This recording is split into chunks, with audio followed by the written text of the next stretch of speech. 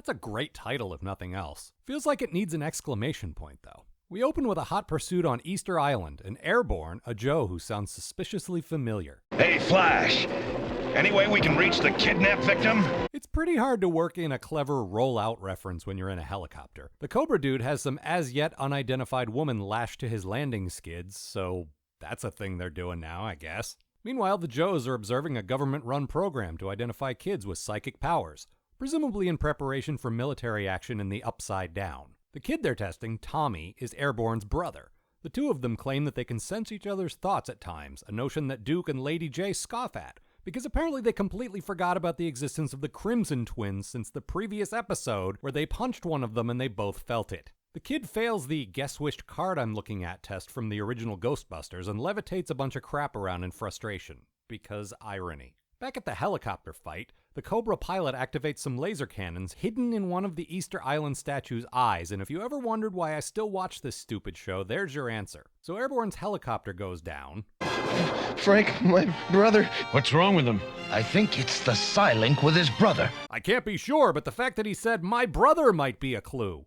Then some Cobras burst in, and one of the scientists asks, "Who are you?" Because I guess the big red snake logos on their chests didn't make that entirely clear. They kidnap Tommy, whose card levitating powers are no match for Cobra's ninja. Their escape is covered by some old dude who can shoot fire from his forehead. Like you do. The two Joes are captured by Cobra while Destro escapes the testing facility with young Tommy. Oh, so I guess Destro was waiting for Storm Shadow out in the car like so much dad after soccer practice. He and Cobra Commander tell us what we already know, because other characters have mentioned it at least twice already. Cobra is experimenting on and enslaving people with psychic powers. Right, got it. Destro uses Tommy to shoot down a couple of pursuing Joes, who manage to crash land on the mall in Washington, D.C., because all action sequences on the show must happen near major world landmarks. Otherwise, how would you know where you are?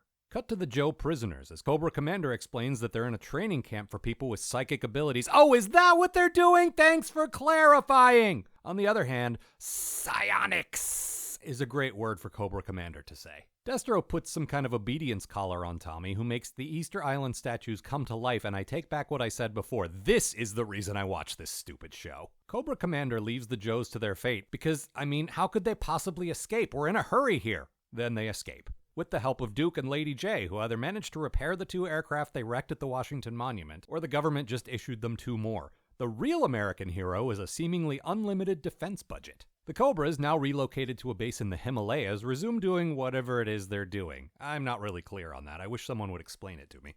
They turn a bunch of the test subjects against the Joes, and naturally it comes down to Tommy versus Airborne because we all knew that's where this was headed in the first 5 minutes of the episode. Destro is convinced this is an excellent plan because he's never seen any movies or episodes of a cartoon show where someone is mind-controlled to fight their loved one and overcomes the mind control because they love that person. Power of love, man. It's a curious thing.